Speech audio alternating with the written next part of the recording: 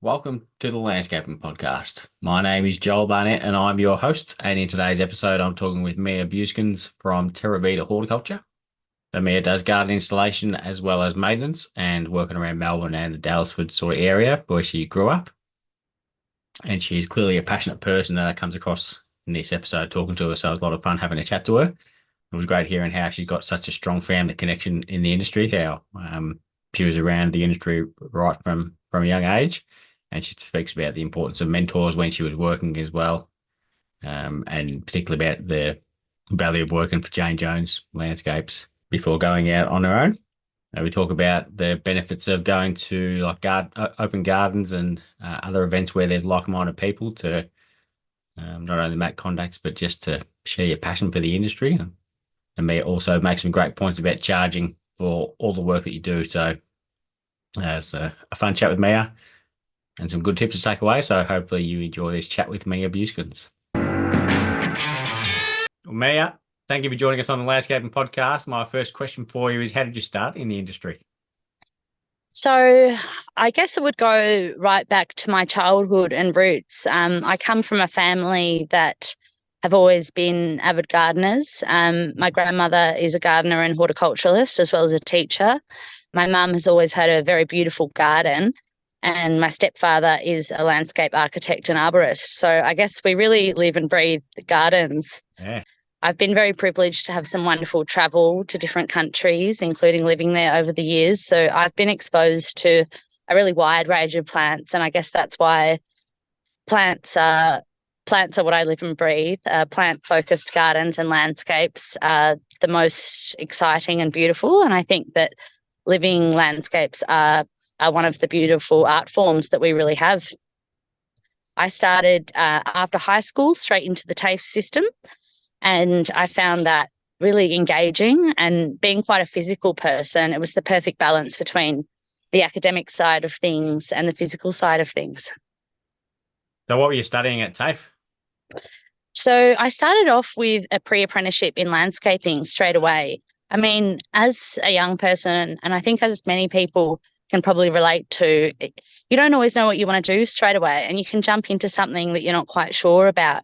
But I think that garden and horticulture, landscape and design was always in me.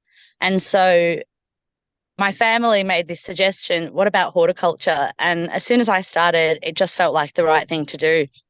So I started with Melbourne Polytechnic. The pre-apprenticeship was fantastic, and I got a real appreciation for hard landscaping. But then moved on into the horticulture field as the love of plants really grew and really took hold.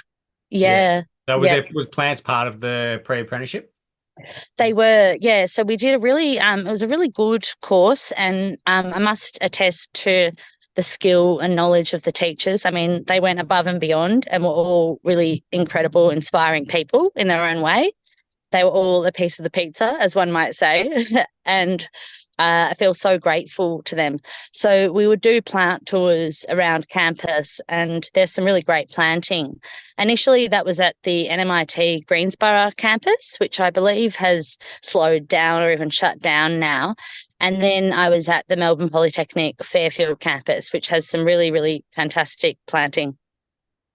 Yeah, the The teachers plant are make a probably massive difference in how much you enjoy doing it. Because when I was studying TAFE in horticulture, I wasn't too keen on plants. I just wanted to do it to get into landscaping and give me a foot mm, up. But I had a mm, teacher, Tony Hughes, who was just a passionate plant person, and yes. that's where my love of plants came from. Just how enthusiastic he was, and then that sort of rubbed off.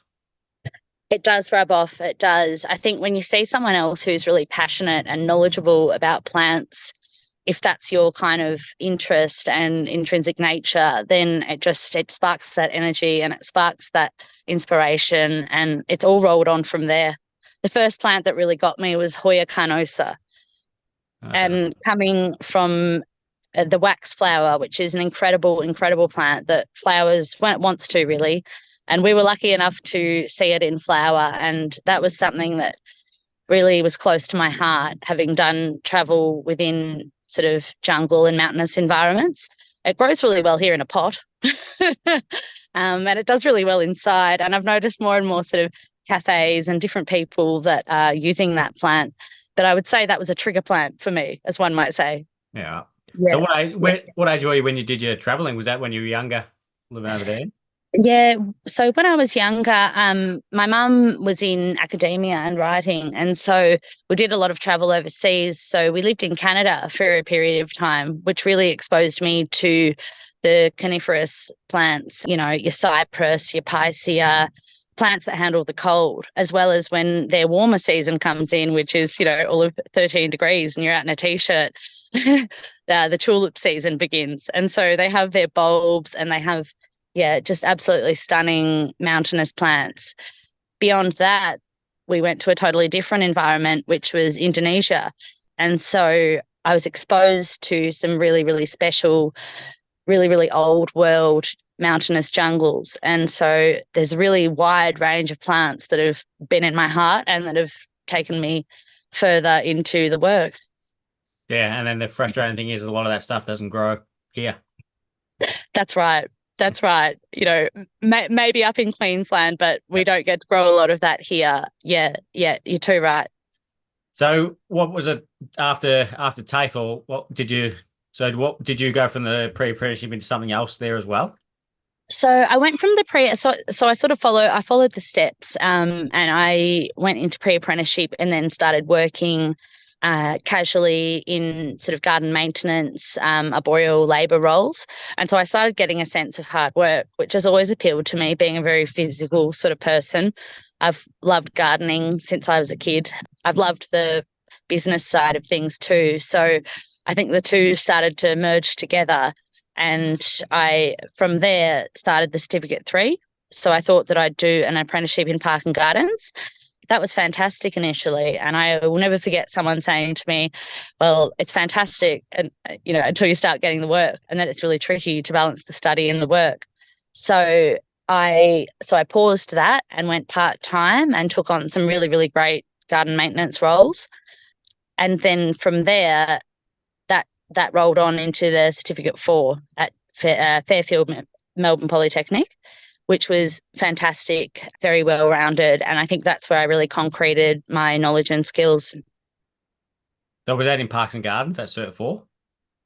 So the Cert 3 was in Parks and Gardens. The Cert 4 was a general certificate, which was comparable to a diploma and was well rounded, assuming that you had previous experience in gardening and in horticulture with both sort of the academic side and the physical sort of work side. So it was technically, it was it was given to people who, theoretically had experience already and were ready to go straight into the field.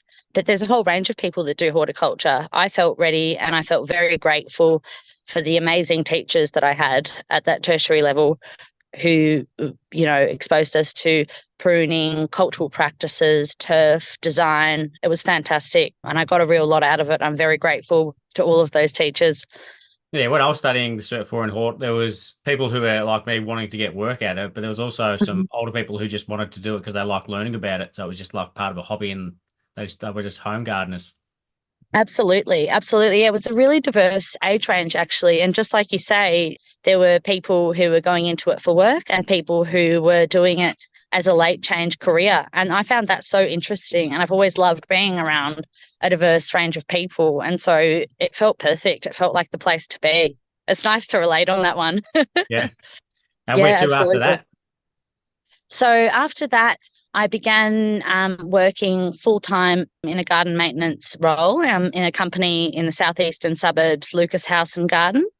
And so they were a relatively big growing company at that point, headed by James Lucas, who was a wonderful person and had set up a really big team and a great structure. And so I was able to jump into something that was professional, well managed, very busy, and really taught you that hard work with the right tools, and so hard experience, power tool use in high end gardens. And so I'm really, really grateful for that.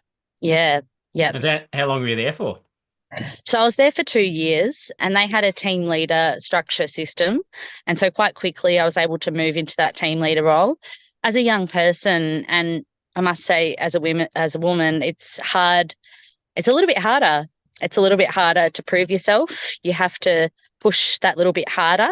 And I think the other women there could certainly attest to that. And I'm very grateful for them. But it was a great team environment overall. And so working for them gave me a real sense of what it would be like to run my own business. Yeah. Yeah. Yeah, I've thought that the same thing as well. Like there's so many things I think about. Like I look at and think it's so much harder for women to do certain things and to get the same respect as well. Like it's changing slowly, but it's still Yeah. it's still a novelty when there's a female on site. Yeah. Yeah. That's right. When you rock up, with big, big ladders and hedge trimmers, sometimes people look at you like, are you going to be able to do this? Yeah, And so it's always pushing that little bit harder. And I think that we do. And I think that we're supported. But you're right. For a long time, particularly the practical landscaping and garden maintenance side of things has been a male dominated industry. And it's lovely that it's changing. And I do feel grateful for being able to sort of break into that and demonstrate skill and be able to get up to that team leader role and be recognized early, but it was a push. I was yeah, pushing. yeah. Yeah. But like Yeah. I say, it's good having those people who are kind of mentors for you and showing you the way as well, and then you can do that for other people. Oh, absolutely. Absolutely. There's some wonderful, wonderful team leaders there who taught me a real lot, men and women. They were very skilled gardeners. Some of the most skilled gardeners that I've met worked there at that time with me. There was some fantastic management. There's some really fantastic gardens and exposure. And so I'm super, super grateful for that time. Yeah. Yeah. And so, what'd you do to leave there? What was the reason for that? The reason for that was that I had a little bit of private work coming in, and I was starting to think, how can I do this for myself? I was traveling quite a lot. And as we all know, in urban city environments, after the end of a really long day, it takes a little bit of a toll. So you're pushing really hard. And so there was a few different things that came into it.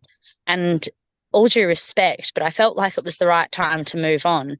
So I did a little bit of private work for a little while. I also did a bit of open space work in public parks and gardens, which sort of came back to the Cert 3 and that skill, which gave me more tool experience, which for someone who feels sort of more design focused now and more plant focused, it's incredible to have all of that tool experience, using chainsaws, ride-on mowers, all of that sort of stuff, which has given me sort of a versatile approach to gardening.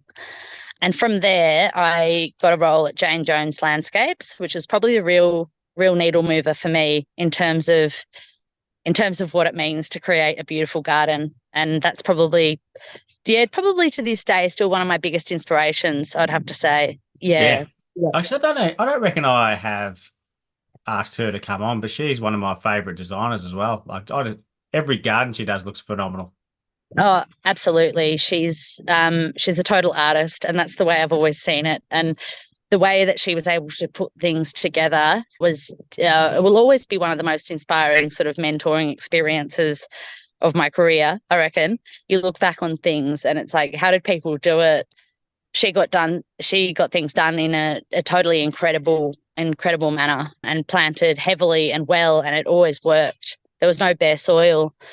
She painted a picture, and I thought, this is what I want to do too. So was she able to teach you how she went about that? Because there's sometimes people who've just got that talent and they can do it, but they can't explain exactly how they do it because it's just a sort of natural thing. Yeah, you're absolutely right.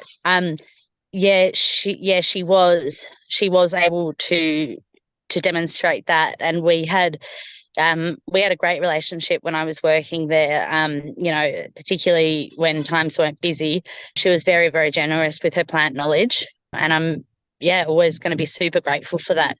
Being a very visual person myself as well, which I think goes back to what you're saying about it can be hard to explain. I did a lot of looking and observing and really took it on, and being that sort of combination of physical and and sort of with a more academic background in plants as well, I was able to take it on, and I thought, I think I can have a go at this. I don't know if I'll be as good as you. It's going to take a long time, but I'm definitely going to give it a crack. And she was always really supportive of that. Yeah. Yeah. Yeah, and I'm sure she wasn't the same level she is now when she first started either. So you don't just start like that. No, you don't just start out like that. And I think that, yeah, I related to her on a few different levels, and it was wonderful to connect with another woman in the industry who saw plants as art and put plants together like art, and was able to do really, really big landscaping projects to facilitate that. Mm. It's a pretty amazing combination. We were doing a fair bit of work in southeastern suburbs as well as on the Mornington Peninsula, and there's some really big, beautiful sites. So it was a special time. It was a special time. Yeah. And so you were doing maintenance for her, were you? Yeah, it was doing maintenance for her. Yeah. So we would do primarily maintenance and planting, and then also a little bit of, landscaping, soft landscaping, and we would get into things like cloud pruning and shaping. And that's something that really sort of inspired my love of pruning and shaping, and that I've taken forward. I think topiary is an art, and it was wonderful to have that opportunity. Yeah. Yeah, I've only just started shaping my own topiary at home, and I had no idea how hard it actually is to get the balls like a ball, but well, like when you're starting out without one that's already shaped. Oh, absolutely. Absolutely. It is. It's a real skill. And I remember my grandfather saying something, who comes from a engineering and draftsman background. He said, I'm so good with straight lines, but I could never imagine being able to shape something by eye like that. And it's something that comes naturally to some people, but it's certainly a lot of hard work and practice. It's a lot of bending over. There's a lot of cuts. It's slow work sometimes. Got to have the sharp tools. Mm. Yeah, and yeah, it is Yeah, weird when you think yeah, about it. You're creating a circle with something with two straight things together. yeah, yeah. And now it just feels normal. Like I wouldn't know how not to do it, but it certainly took a lot of practice, and I'm humble in that sense. And yeah, certainly have both Lucas and Jane to thank for that. Yeah, Yeah. yeah. And where through then?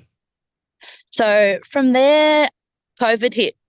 As we all know, COVID was a big sort of impact on a lot of different businesses. Work slowed down, and then with the restrictions and everything, that naturally wound up. It almost felt like the the sort of push that I needed to start thinking about what I was going to do on my own. I was working with Jane at a permanent part-time level and doing team leading as well, and then thought, I can do a bit of this on my own. So I started taking on more private work like I did back with Lucas.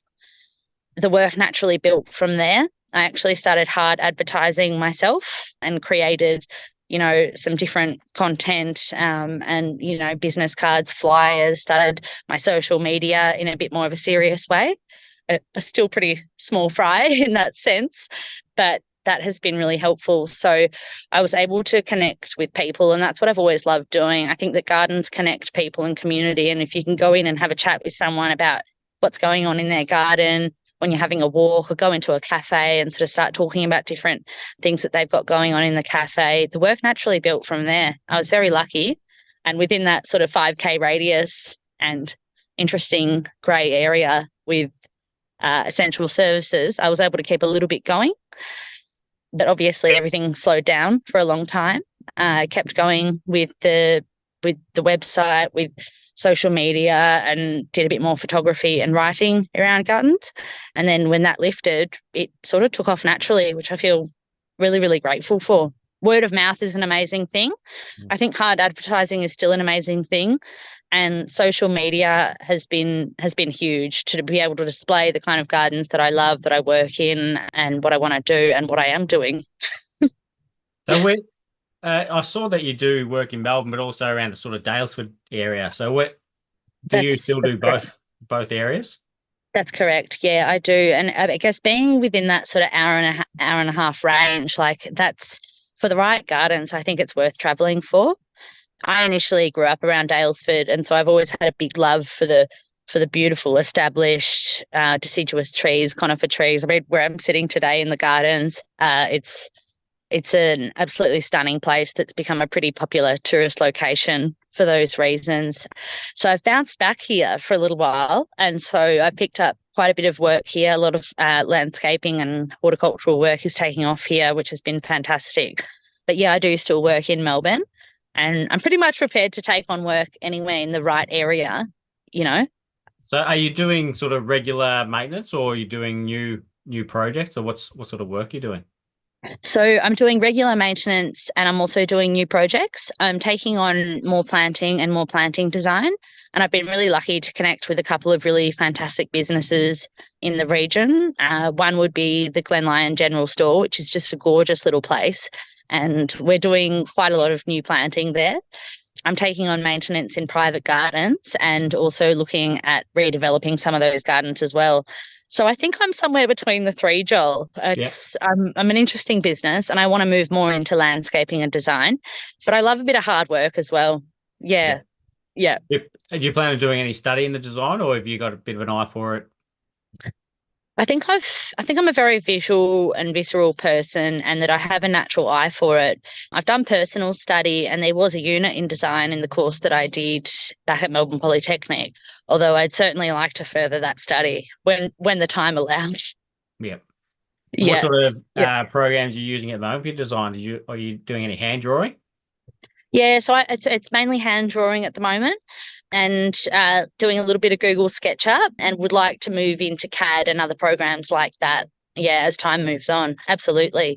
Although I know that there's other fantastic companies that you can sort of subcontract out this work to and you can focus on what you're good at and bring a whole team in, which is fantastic. I know that you do a lot of landscape and landscape design work yourself, and you've been someone who I've been really inspired with too, to be honest. And social media has been a great connection. Yeah. Yeah. It is, especially for this industry, because yeah, like the more people who know what type of work you do, the more chances you've got of getting work from them as well. And then it just creates a big circular economy where everyone's helping out each other, and yeah, it works out well. Yeah, yeah, I couldn't agree more. I spoke with another maintenance guy who's local in the area recently, and he really said, it's about that team. It's about that team around you, that network team, and you can come together. And that's another thing that I saw in the other companies that I've worked for and other companies that I admire. You can have a really great team come together and create something really special, and we'll get something really good out of it. And then that builds momentum and it keeps going. And social media is just such a great tool for that now. So yeah, very grateful, very grateful for all of it. Yeah. And Yeah. did you when you started working, did you notice a lot of what you were learning was helpful and like transferring across to the real world? Yeah, yeah, I did. Yep.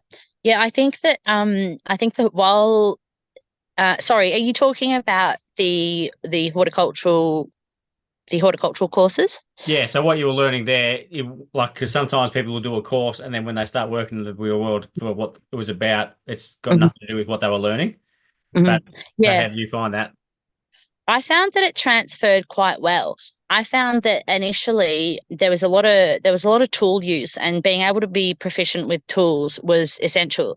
You can learn a lot of stuff on paper and you can learn a lot about soil, which is very important and has always been a huge thing for me, and is a huge thing in gardens in general. But applying all of that can be tricky. And in big maintenance companies, it is primarily tool use, and proficient tool use and efficient tool use. And so that was something that both Lucas and Jane Jones really gave me. Getting that initial like hard work experience in those companies really solidified that. And so I've also been very lucky with my stepdad, who's an arborist, with a bit of sort of extra pruning and training and chainsaw work. So it did transfer, but there's a lot to learn on the job and potentially more to learn on the job, I think, Oh, you know? without a doubt, yeah. Yep. Yeah, yeah, yeah. I think that working with the right people and connecting with someone who's able to show you that properly, give you that time and sort of let you make mistakes as you go along is really important. But I talk to it quite well. I'm quite a practical person. So the balance has worked out, I would Yeah. say. Have you Yeah. had any employees on over the journey or subcontract anyone? I have, yeah. But more recently, I've had, casual people on jobs, which has been fantastic. And increasingly, that's becoming more important. Subcontracting things like paving, which, I can do very slowly. Yeah. So that's becoming more and more important. But having another person in terms of maintenance is becoming more of a regular thing and something I'd really like to build. Yeah. Mm. Is Yeah. that because you're getting through the work more or just nice having someone else around as well? Oh, I think it's both. I think it's both. I was working with an absolutely fantastic bloke last week, and he said, three people is sort of like doubling it or quadrupling it, and I couldn't agree more. I think it is about having someone else around you and that social connection, someone to bounce ideas off and say, "Hey, what do you think of this?" And "Hey, I think you should do this." And but it is purely practical as well. I mean, you need that extra muscle. It's very important.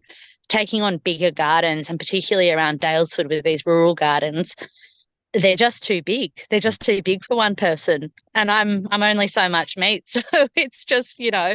Have you I got think any both, other? Joel. I think both. Yeah. Yeah. Have you got any other businesses that you like work with? If there's a big job, you both go and do it, or and then share either way. So at the moment, it's pretty much just me working with other casual people who have been in the industry and are sort of in between other contracting work. So people who have been in construction or some sort of artistic field or hospitality and wanting to change. So it's still very fresh for me. Yeah. Yeah. Yeah. And have you got any sort of design style that you'll be looking to do for your projects? Will it be more sort of the Daylesford, country gardens? Yeah, I think for me, it's a combination of deciduous planting, traditional European and formal gardens. However, I also really love doing natives and working with tropical or fernery plants when I can. I don't think there's a plant I don't love, Joel. Right. I think I love to be able to put them all together in a way that works, if that's possible. And I think it's all about the soil preparation, and the aspect, of course, and the site. It's a tricky one for me to answer because yeah, plants are my thing. Yep. Yeah, Yep. And it also keeps it interesting having a different variety of plants that you love as well. So no matter, yeah, so because some people will have their own style that they do and they repeat that and that's what they're known for. But obviously, yeah, you obviously have to tweak that based on what garden someone wants you yeah, to do. But that's good that you've got the passion for those plants because then when someone comes to you wanting a native garden, you love it. If someone wants a tropical one, you love it as well, and you can give them what they want. yeah, exactly. Yeah, I think it's really important to be respectful and conscious of what the client wants and what the garden is suitable for. But if someone's happy for you to go wild and paint a picture with plants, I think that's my favorite sort of thing. Yeah. However, always happy to do something more simple and can respect that more low maintenance aspect as well.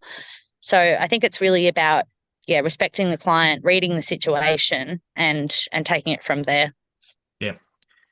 And when you're doing any designs, do you start with the like hardscaping first, or start with the plants first, or is it different each project? It's project by project at this point, but I do like to start with creating shapes, and putting in edging and placing down pavers and things like that. Although I'm still moving into that, it's mainly plant focused at this stage. So I would start with planting and placing after these shapes are done. Yeah. And Yeah. you do go to any uh like seminars or anything else to sort of increase your knowledge and sort of catch up with other folks in the industry as well, like any events? I must say I've been a little bit shy with that, shy and busy. I do go to MIFGS every year when I can, and I always look at that. And that was wonderful last year. I've been really inspired by many, many different designers. I I think that's something I'd like to move into more. But as a young business and as someone who's doing a lot of owner operator stuff, it is, I mean, time is really precious. And so working every day or doing admin every sort of, once or twice a week, that's taking up all the time at the moment. But I'd like to do a lot more of that. And so I do self-learning. I do a lot of reading. I do a lot of watching, and social media is a great knowledge resource now too. Yeah. Yeah, but I reckon that's a good thing to make time for to go to those type of events and because you're going to create contacts as well as learning Yeah. about whatever they're talking about there. So whether it's about like the landscape conference or anything like that, when you got like-minded, passionate people learning about it. Yeah, absolutely, absolutely. And I love connecting with people. And is that something you do? Do you do a lot of like open gardens and that sort of conference stuff? Not a lot, no. Like because the landscape conference is always around the same time as MIFGS, uh, Hmm. but that's something I want to do more. Hmm. things like that. Because I do like Hmm. landscape Victoria events and they're awesome. Yep. But yeah, I've just found because I hated doing it at the start, but you sort of get yourself out of your comfort zone and do it, and then it turns out you talk to people and you've got common interests. So it turns out to be an awesome night. You don't want it to end when it does. So Yeah. it's worth sort of putting yourself out there to do.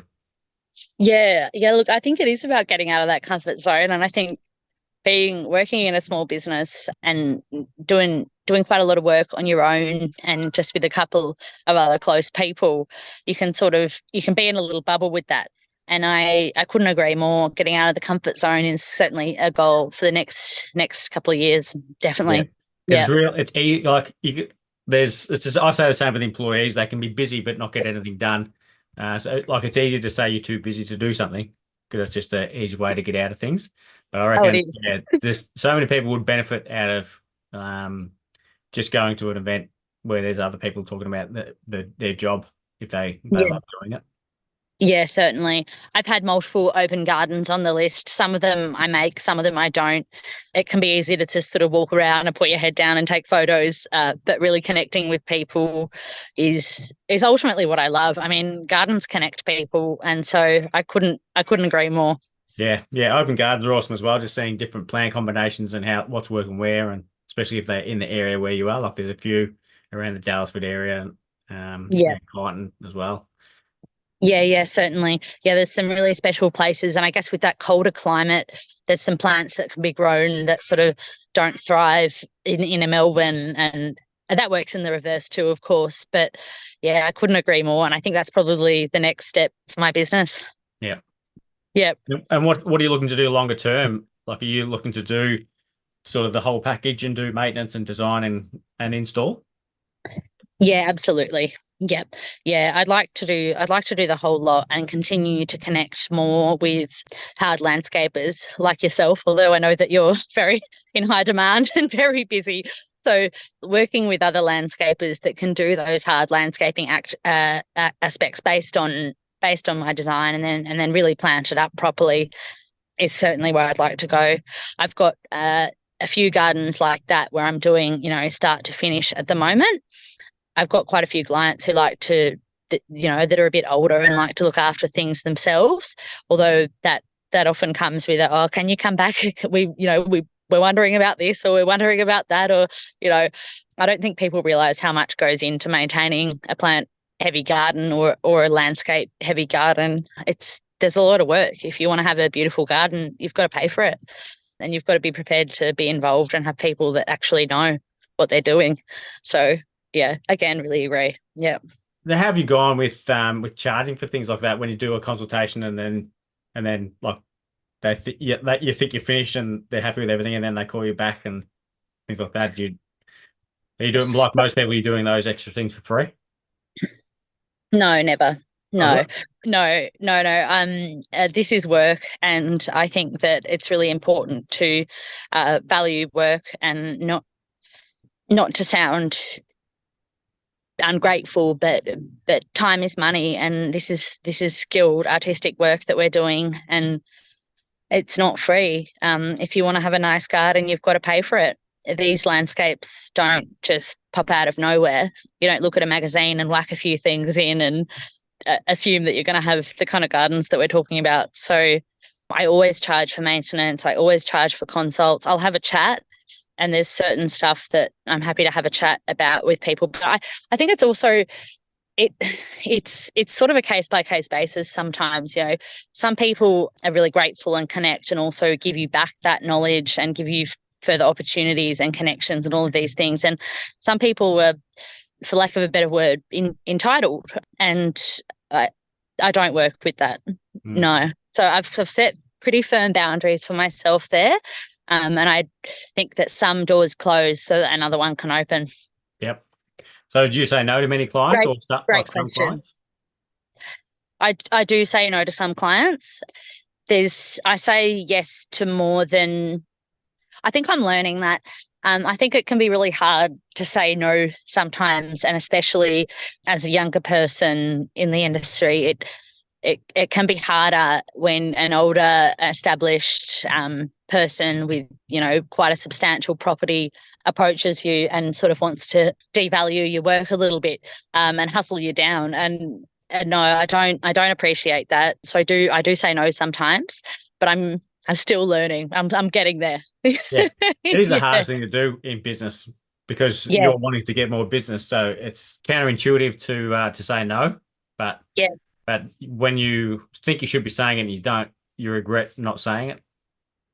I couldn't agree more. Yeah, because it is counterintuitive, and there's times where you just want to continue to build that momentum, and especially seasonally as spring comes on, you start getting more and more inquiries, and it can be hard to filter out who's actually going to lead to a job or the kind of job that you want. Yeah. Yeah, it's a tricky one to navigate. It's a tricky one to navigate with clients and setting boundaries in that sense. But I think it's really, really important. And if I do get the sense that someone's devaluing me, well, then I'll, sort of slowly find the exit route. Yeah. Yeah, because you Yeah, can end up saying yes to a person where you think you should say no. So then you're doing their job and then the right project comes along and you haven't got time for it. exactly. And that has happened a few times. And I Yeah. think that, yeah, I think that especially being in your position as a hard landscaper with longer projects, that would be something you'd be really aware of, and like really obviously, yeah, appreciate the advice in that regard too. Yeah. Well, that's the thing. Like I was given the same advice, but you don't take it on as much. It doesn't impact you as much as when it actually impacts you by doing the wrong thing. So it's a Yeah, lot easier to learn from your own mistakes rather than someone else's. yeah, yeah, I agree. And I think that as as business owners, as someone who's gone out on your own, with that sort of personality type, you have to learn your own lessons. And someone can tell you something and you can take it on board, but it really is about learning from experience always in all aspects of this work, Yeah. which I love, and this is why I do it. Yeah. So have you got a certain brand that you like using for your maintenance tools? So yeah, primarily still. I'm still with still. I I think that I appreciate the quality of still. I really appreciate their workshops. I think that they're the most sort of versatile quality tools in that price range. I've really started liking Barco France hand tools. I really like their secateurs, and I think they're really, really well priced for for the quality. So I think that manufacturing and where things are manufactured is becoming increasingly important. And so I would say Still and Barco are probably my top two. You haven't got any Yeah. of that fancy Japanese stuff that people talk about? Oh, I've got a few, but I mean, I probably wouldn't go on about it. I know there's the huge like sort of Nawaki trend, and I do love Japanese tools. I have a pair of Nawaki shares, but I I tend to stick with the still. And the battery stuff? Yeah, so I just got the Billet HS86, I think, the hand trimmer, and it's wonderful. They're much lighter. The batteries have got a bit of weight in them. You'd almost say the battery is half the weight of the Yeah. tool, interestingly. But I think that they're really getting there with that battery stuff. They last, long enough to do the kind of maintenance jobs that we do at the moment. Although I would say that you've got to have sort of 2 to 4 batteries at least to get through a decent amount of work. I think there's Yeah, they're still a bit of a also way. Yeah. they're also an expensive part of the process. So, but once you've got them, then you're set up. Yeah, they are. Yeah. Yeah. So no, I don't know if this is old school, but I'm still a fan of petrol tools. I mean, uh 2-stroke tools sort of they don't fail you until they do, but they're always repairable. You can always go and get new fuel. You can't always recharge the battery. They take a long time to recharge. So I'm evolving in that space, and I'm trying a mix between the two at the moment. Don't Yep. mind the Makita hedge trimmers either. I was actually quite impressed with them, and I've got a Right. couple of them, which is versatile in terms of drills and other things that Yeah. I'm sure you guys use a lot. Yep. Yeah. And is there a lot of times where any like of those bigger properties where you're using the client's tools as well? So sometimes if they've got a good quality still tool there and they whip it out and say, "Hey, would you like to use this?" Sure, I'm happy to have less wear and tear on my tools. Yeah. Ultimately, I like to use my own. Ultimately, I like to use my own stuff because I think that then I can be more confident in the result. And sometimes clients will say, I've got these great tools in the shed, and you get them out and they're blunt or they're not, they take six pulls to start. Like, so Or it's electric to a like it's plugged into a power lead. And you've got to take that out. yeah, yeah, yeah. And that adds time to Yeah. everything. And I guess that's another one of those boundary things. It's like, how do I work? Well, I generally like to work with my own tools. Again, it's a client by client basis sort of thing for me at this stage. Yeah. Yep. Last question for you, Mia, is who do you think would be a good guest to have on the podcast? Oh, I think Jane would be a great guest to have on the podcast. Like I say, she's been one of my biggest garden mentors. I mean, I don't know. I Joel, I'm bad at answering those questions, but I think that she would be a wonderful person if she has the time. I know she's incredibly busy. So Yep. Well, thank you for taking the time to come on and sharing your story, and looking forward to following along and seeing where your journey goes. So thank you very much for coming on. thanks so much, Joel. It's been a real pleasure. I really appreciate it. Have a great day. Cheers.